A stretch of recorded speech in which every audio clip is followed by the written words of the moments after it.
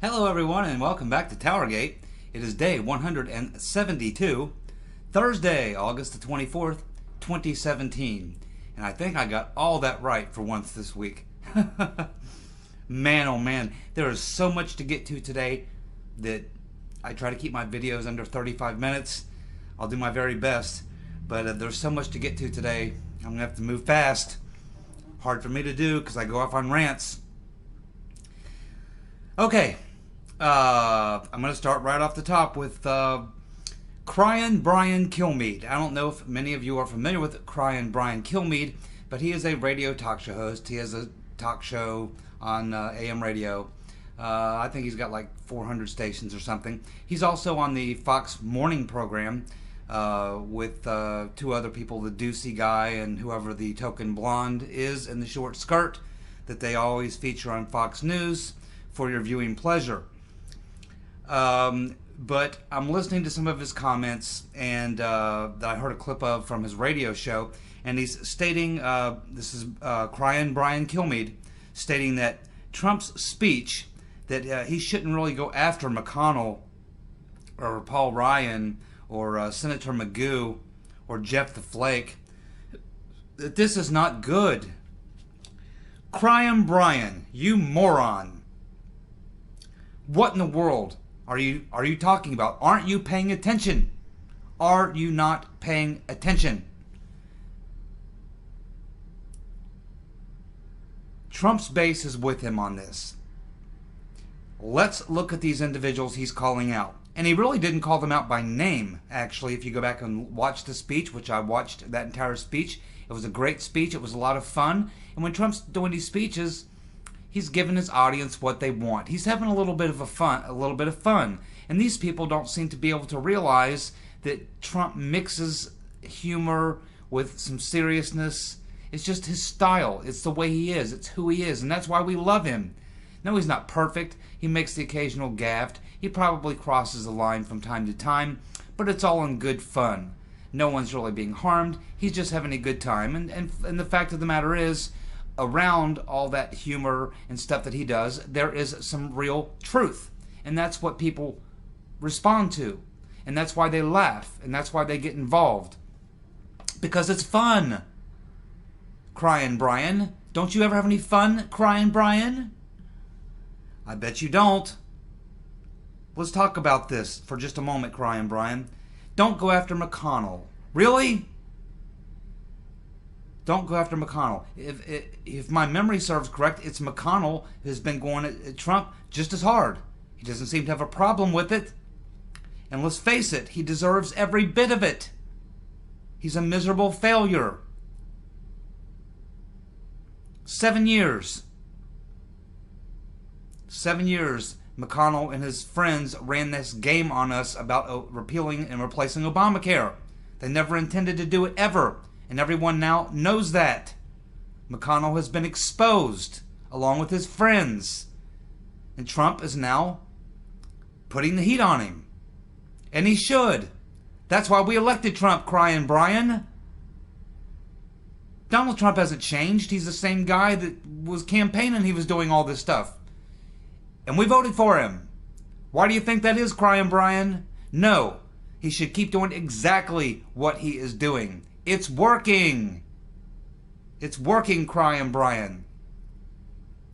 And what about Paul Ryan?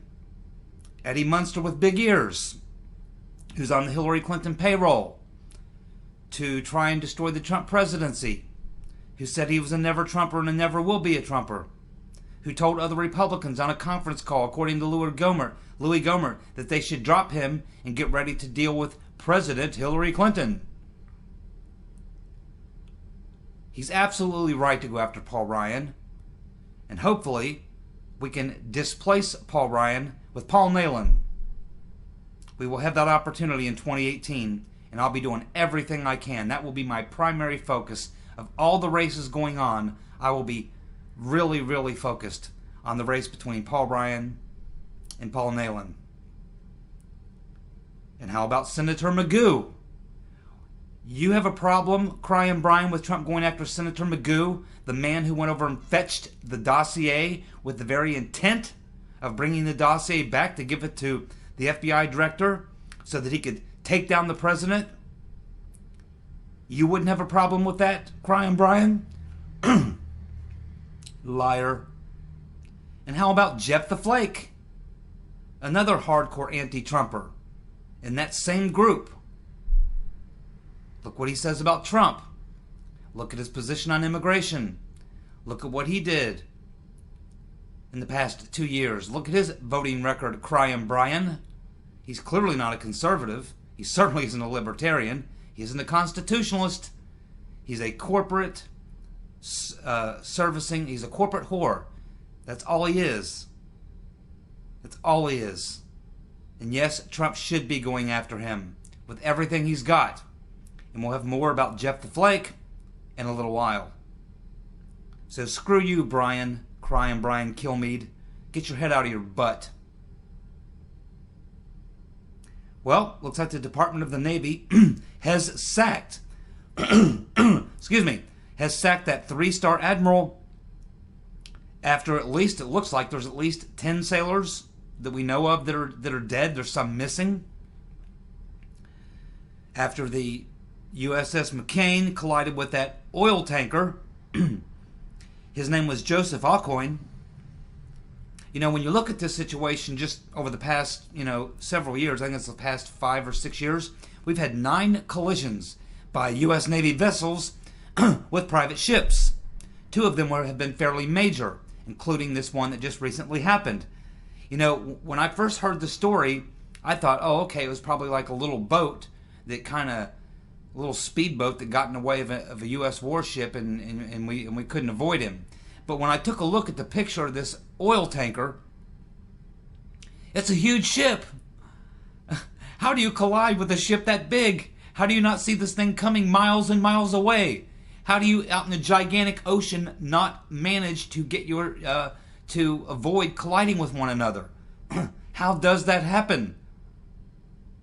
Now, in the last situation, the last collision that happened was about a year ago, and they relieved the commanding officer and his 2 other officers, the XO and the other guy. The top 3 people of the ship got relieved of their command. So I would expect that the 3-star admiral who was relieved of his command, or of that ship anyway, the USS McCain, I would imagine there could be some other heads rolling there because there's other people involved in that. It's not just the commander of the vessel. There's other people, who are involved in these decisions and tracking these ships. They're supposed to keep several miles between them. They're not even supposed to get within miles of other ships, especially large oil tankers. So it doesn't surprise me that we've had this fallout, and there has to be some serious questions have to start being asked about what's going on there at the Navy. I mean, you can't have this many collisions, especially with large ships like this. There's something going on there. I don't know what it is. They're training, or I don't know what it is. I'm not in the Navy, but certainly someone needs to look into that because this is getting a little bit out of hand. Just a real quick comment on Trump's speech. I assume a lot of you have watched it. Out in Phoenix, it was a great speech. Classic Trump. Classic Trump. He spent most of the time going after the media, which people love. I mean, Trump understands it. There's a lot of entertainer in Donald Trump, and he knows how to entertain the audience. And he still draws large crowds. They're very passionate. They're still chanting "Lock her up" and CNN sucks and all these things. He's still pointing out the media. It's classic Trump being Trump. He's not going to change. So for you, Crying Brian Kilmeade, or for any of you in Congress, members of Congress, yes, he is unconventional. That's why we elected him. It's refreshing for people across the country to actually see someone who says what they believe, who talks like a real human, who doesn't use political doublespeak, who takes hard positions, even if they're unpopular and difficult to defend sometimes. He says things knowing good and well. He's not stupid. He knows he's going to be attacked.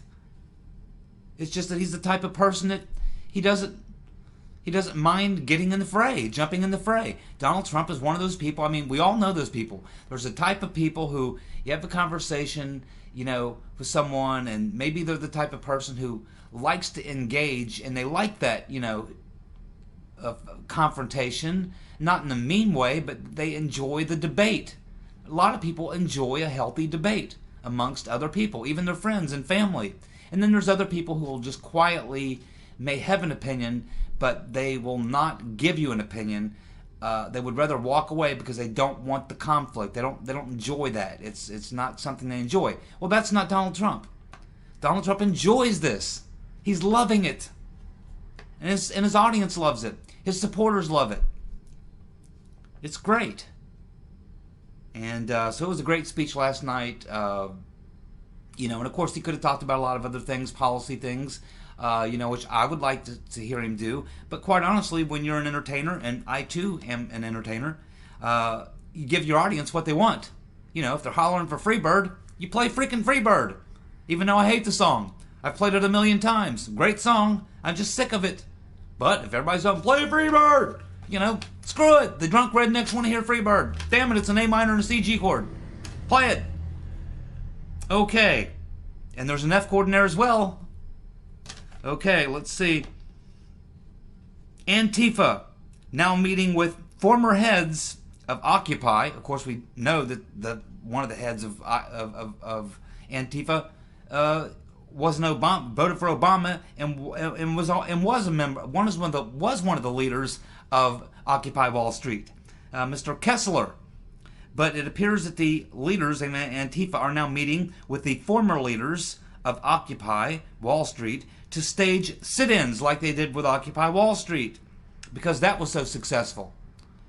Now, obviously, they're talking about going to these major centers, the liberal places like Chicago and LA and New York and these types of places, because it's the only place that's safe for them to do it.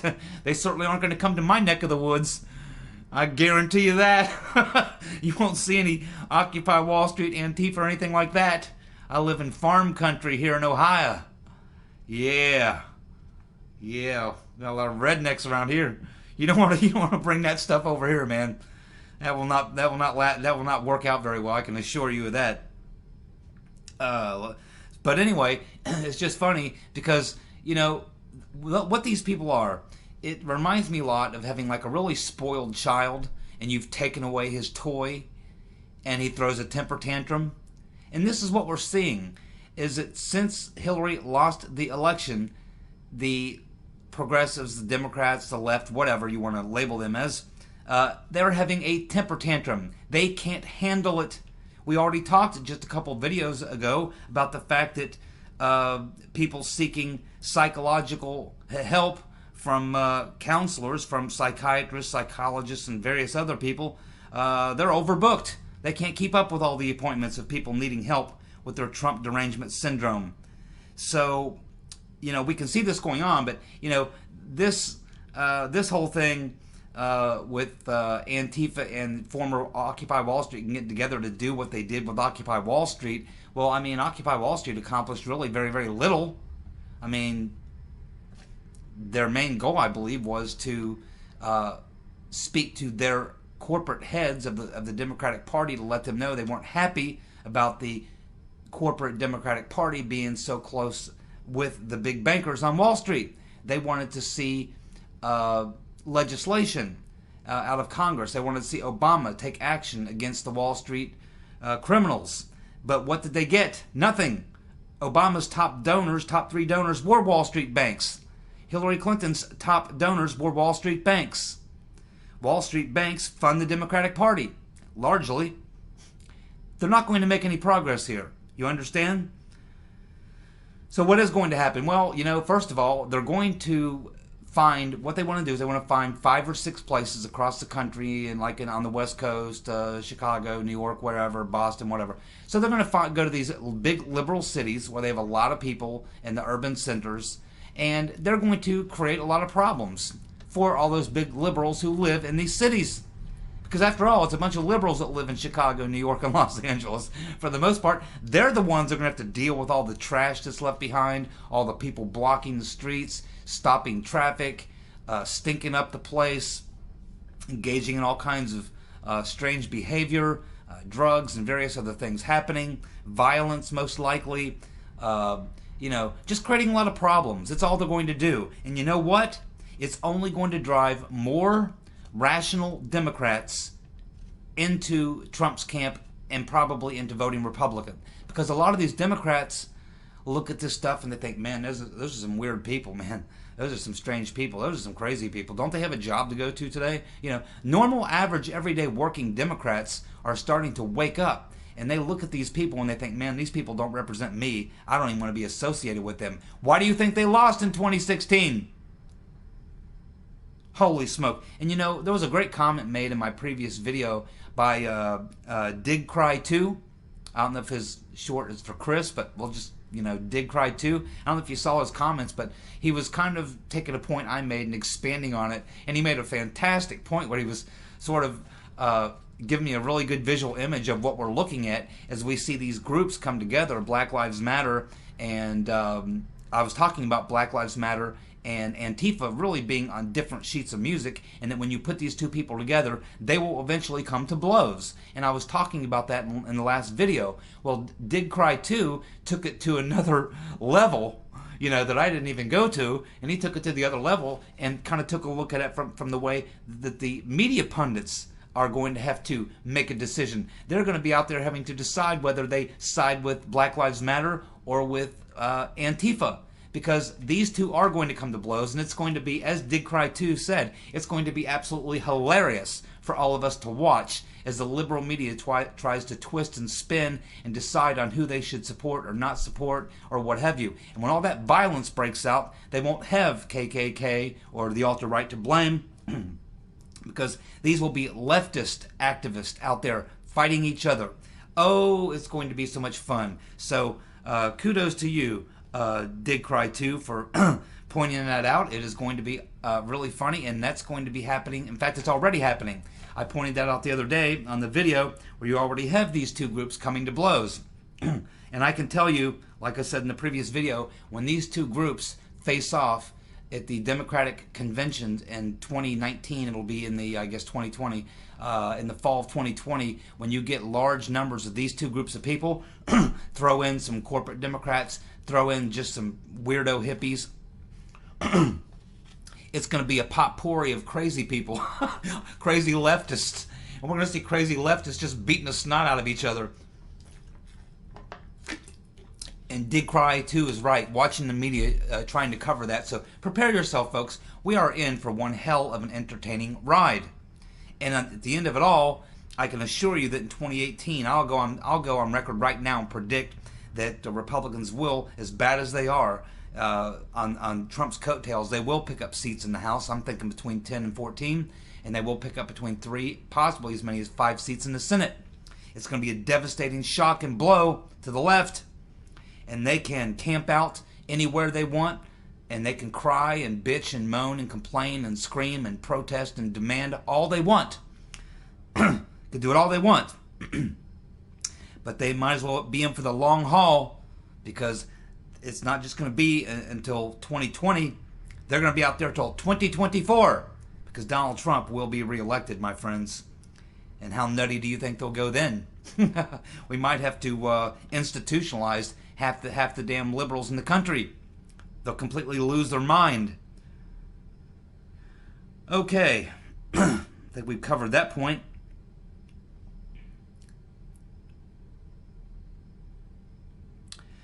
Trump has now also stated that he is not opposed to a shutdown of the government if they refuse to fund building the wall. Now, he's gotten partial funding for the wall through the Department of Homeland Security, but I still think it has to be in the budget, and therefore it could come into some problems. But Trump wants that damn wall built.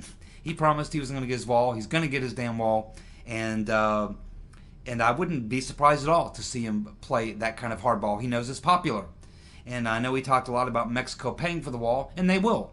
They'll pay for the wall in a couple different ways. Number one, as he's now renegotiating those trade deals, there'll be hundreds of millions, if not billions of dollars over the next 10 years that we'll see from the restructuring of the trade deals. And also think of the tens of billions of dollars that we're going to be saving over the next 10 years and in the future beyond for all the money we'll be saving on social services. when you eliminate millions and millions of people who come into the country and get on those social services, when you subtract that money out that would have to be spent, we're talking about the wall pays for itself.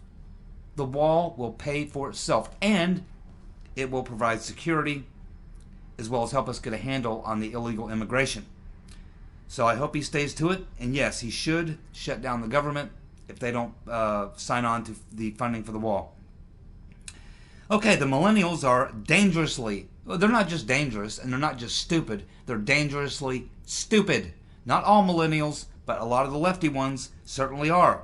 Because if you watch this, I don't know if you guys are familiar with Ami Horowitz, but Ami Horowitz kind of does these man-on-the-street interviews. You occasionally see him on Hannity or whatever. So he's one of these people that kind of does that kind of thing, Mark Dice kind of thing. And so he was interviewing a bunch of millennials, and he was asking them about examples of countries that do a good job of handling inequality, income inequality specifically. And so he's interviewing these millennials, and whenever he would mention Venezuela, oh, they would just go crazy. They think Venezuela is great. They believe, these nutty millennials believe that Venezuela is doing a great job of handling the income inequality. Perhaps they haven't been following the news. Things are so bad in Venezuela right now that they're on the very brink of civil war.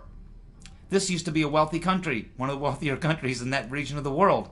All that oil wealth, all that opportunity for agricultural, a lot of talented, hard-working, good people down in Venezuela, and they have just destroyed that country with Marxism.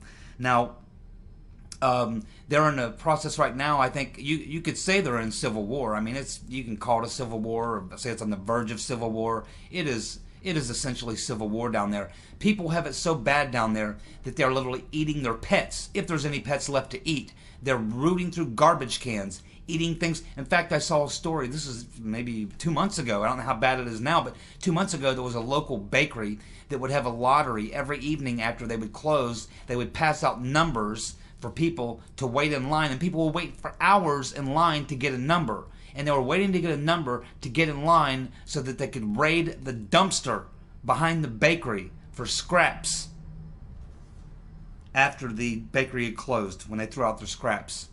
That is how Venezuela is handling income inequality. Nobody has any. Or if they do have any, it won't buy you anything. There's nothing there. It's a disaster. It's Marxism. Thank you, Hugo Chavez and Mr. Maduro. You idiots. Unbelievable. These millennials, I don't know what they taught these kids in school. I don't know what they're watching, what they're listening to. Maybe they went to too many Bernie rallies. I'm at a loss for words. I cannot explain this level of stupidity. I cannot. Other than to say CNN. Maybe. Maybe they have like CNN programming going on. Maybe they go to sleep at night with like CNN headphones programming or something, audio tracks programming their mind or something. I don't know. I don't know how you get that stupid in America. Alrighty. Democrats are back in their districts to kiss a little ass and raise some money. And what they are hearing is that people do not care about Russia or even Russian interference. It's a dead narrative. But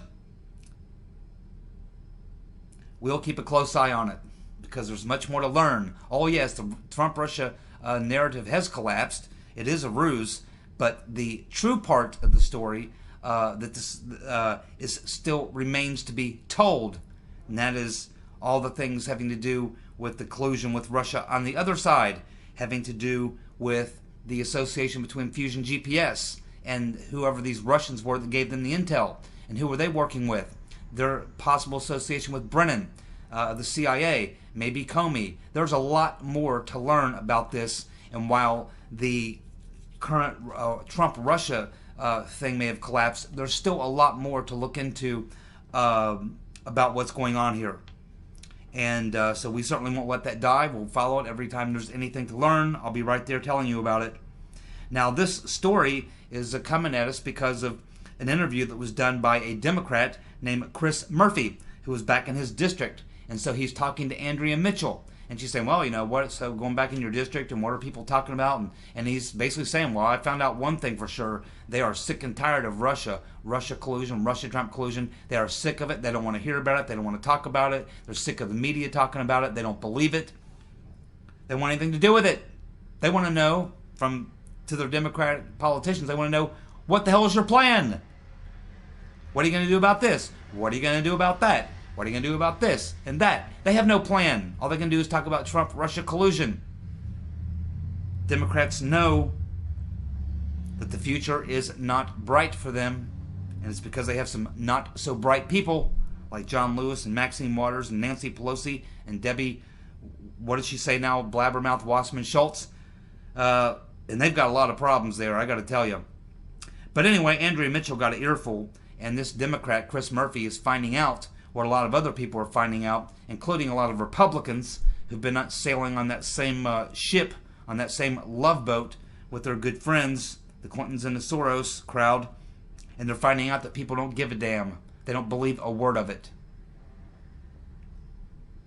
Bitter Mitch McConnell says he doesn't see a way forward for the Trump presidency.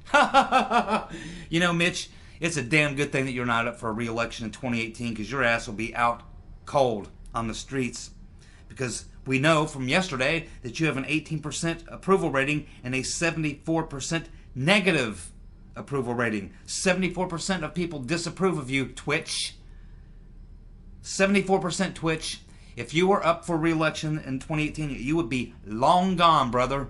Long gone. And in 2020, I think you will be gone. In fact, you might be gone before that, because if you don't come back in the fall and prior to Christmas break, if you don't produce something, I expect that when they come back after the first of the year, there'll be a massive call throughout the Senate, throughout the country by Republicans to force you to step down as Senate Majority Leader. And that will be the end for you, Twitch. And it should be. And by the way, Twitch, Donald Trump, as a private citizen and businessman, accomplished more, built more in one day than you did in your entire career in the Senate.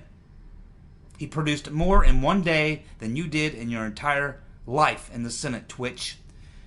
So let's ask you this, Twitch. What have you done? What have you accomplished? What have you built? What have you produced? The answer is nothing but lies, war, and debt. That is it. Thank you for nothing, Twitch. Now shut the hell up and work on that Obamacare repeal. You freak. Well, the Reverend Rotten is now stating that Trump made her skin crawl during the second debate. He was acting like a mean creep. This is in her book, which no one will buy. It'll be in the cutout section probably a week before it's even released. It's probably already discounted. Hasn't even been published yet. Yeah, well, you know what, Hillary? You make all of our skin crawl. You make all of our skin crawl. And if you'll take a look at the map, Hillary, it's 80s. Donald Trump won 87% of counties in the country. The country is almost all red, which makes you blue, blue, blue. Yes, and you're blue, Hillary, because you lost. And you lost because you make all of our collective skins crawl. You swamp freak. In a marathon interview with the Senate Judiciary Committee on Tuesday, co-founder of Fusion GPS refused to identify the political clients that commissioned the salacious dossier. We're talking about Glenn Simpson. So will they release the transcript? That is the question. Will they release the transcript of that closed door session? That is a very good question. I imagine we'll get some bits and pieces of it, but probably not the whole thing. I understand he testified in front of 3 different committees over a period of about 10 hours. That should be a lot of questions. I doubt if we got very many answers, because he was there with his lawyer. He probably didn't answer 90% of the questions and lied about the ones he did. And he really didn't divulge the information that we really need to know to get to the bottom of anything. But let me tell you this, my friends. Don't be fooled. Let me tell you why. If they really wanted to get to know who paid for that dossier, the Democrat, if they really wanted to know what Democratic donor, supporter of the Reverend Rotten, if they really want to know who paid for that dossier, it would not be that hard to do. You see, the Attorney General and the FBI have complete access to GPS Fusion's tax records, including that earned income statement. And we know the period of time that the dossier was put together. It was somewhere between June and September. We also know roughly how much money was being paid to Fusion GPS to produce the dossier. So, all you need to do is take a look at that earned income statement, take a look at the sources of income in that period of time, in that range of money, and you will narrow it down. And then once you've narrowed it down, you just need to go out and ask a few questions, talk to a few people, rub a few elbows, shine a few butts, do whatever you have to do. Believe me, a little investigation, a little effort, a little follow through, this could easily be answered. Do not bullshit me. Do not bullshit me. Please, Mr. Sessions. Get on it. Supposedly Mr. Ray is an expert in white-collar crime. He should be able to figure this one out in a jiffy. Lickety-split. Earned income statement. Tax records. Boom. Get to it, Chris. Let's see. Running out of time. Okay. I got a video link for you. The video of the week. My favorite video of the week. I'm going to provide a link for you. A Phoenix protester ignored an order by riot police and to evacuate a particular area. He wouldn't leave, and so he got shot right in the balls with a pepper ball, right in the stones. I'm going to provide the link for the video for you if you ever want to see what it looks like when a lefty gets shot in the balls with a pepper ball by a riot cop. It's pretty funny. It didn't look like it was very much fun for him. In fact, it looked quite painful. I've never been hit in the balls with a pepper ball at close range, but I can assume it probably didn't feel too good. But possibly he can get a job singing soprano in the Fatifa and the Antifa choir. I'm sure that they're working on a Christmas choir right now, and he can sing the high parts while his balls are swelling. Okay, Arizona Senator Jeff the Flake is now trailing by double digits the GOP primary challenger, Kelly Ward. Pay close attention, Mr. Ryan.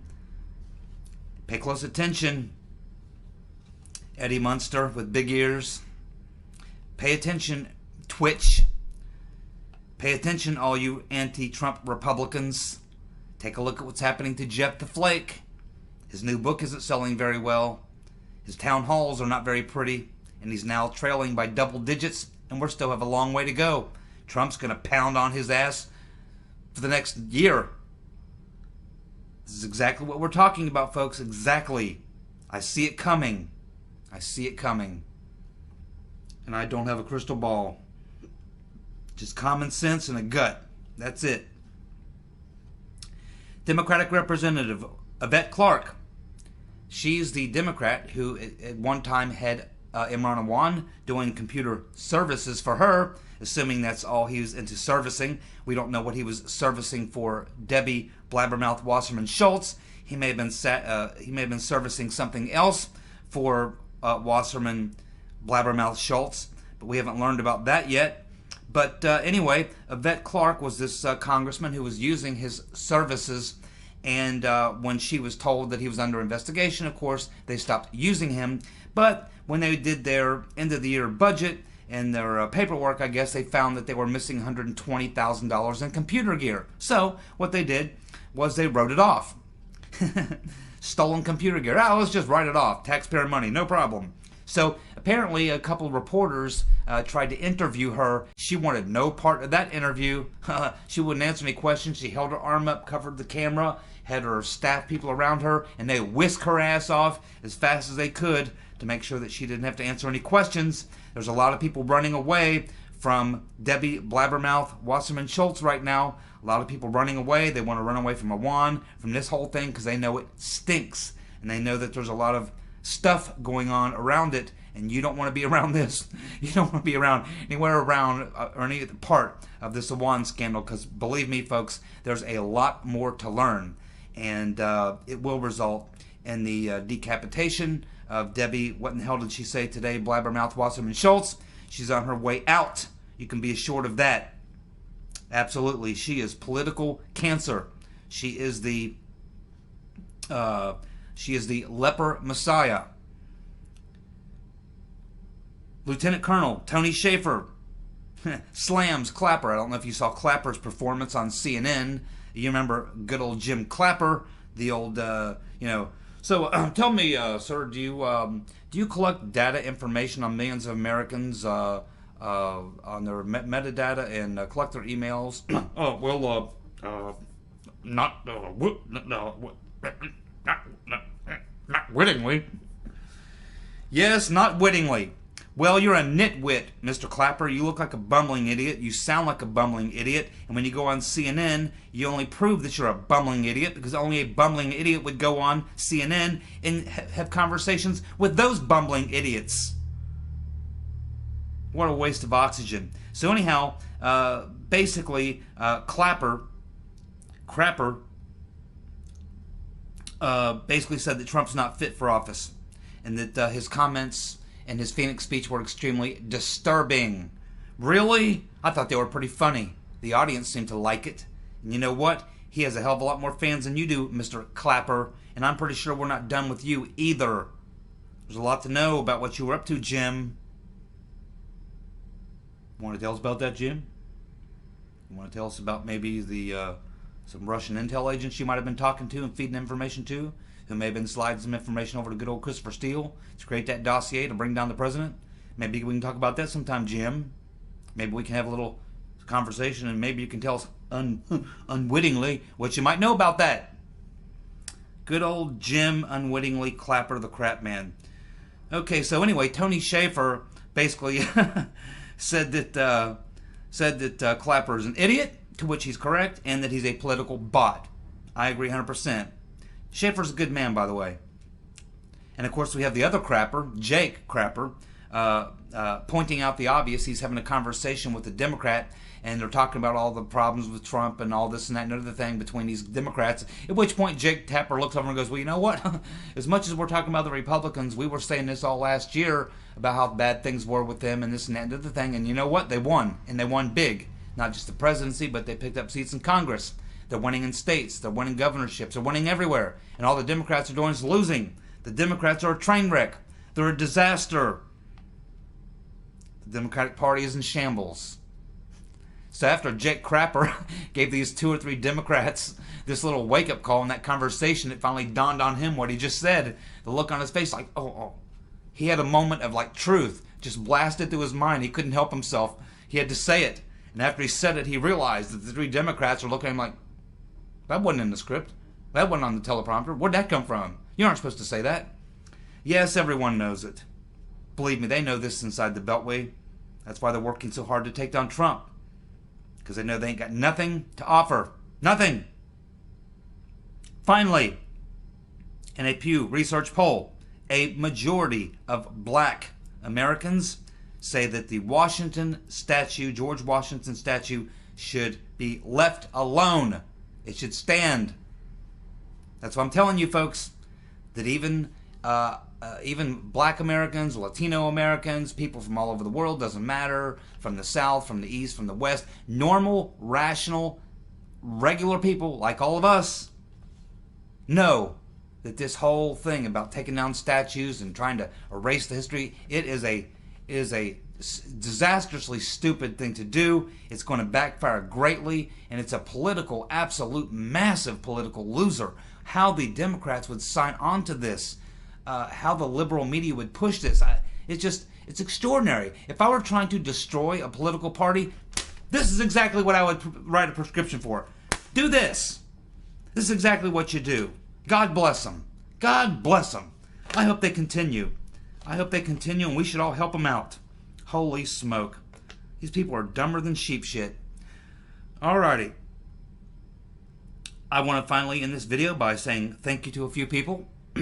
All my regular subscribers, people who comment and share the videos. There's so many of you that I don't want to forget people. I hesitate to call people out by name, but there are some people who are always commenting, who make the channel really great. It's not my videos so much. It's the conversation that happens in the comments, and just the whole general atmosphere and the mood and the contribution, and it's just extraordinary. You know, I have such great subscribers for such a small channel. You know, it's a really good channel, and it'll grow, and hopefully keep getting better. And so I want to say thank you to Mr. Chopa, of course, the lovely and talented Maura, Georgiana from the UK, one of our new subscribers, of course Nancy, a newer subscriber, Lincoln, Dig Cry 2, had a great comment last time, of course Nada, we love Nada, Stagger, Krabby Appleton, Scott, a new subscriber, my good friend from the Piper Report, who's now over 1,000 subscribers on his channel, Johnny Five Finger, Lori. We haven't heard from Jarhead in a while, but I'm sure he's out there. So anyway, did I say Donnie? I think I did. Donnie had a really good comment the other day too. So anyway, hey man, I love it when you guys comment, get on your own rants. You can agree with me, disagree with me. That's all right. Just love hearing from y'all. And I do enjoy reading the comments, and I get back to you as much as I can. I don't always get a chance to comment, but I always read the comments, and it's just a lot of fun to be a part of this community. So thank you so much for tuning in, sharing the videos, and watching my TowerGate videos. I appreciate it, and I'll see you back here tomorrow night, or the next video will be, this is your Thursday video, so Fun Friday. We'll see what happens then. Thank you for tuning in. Good night.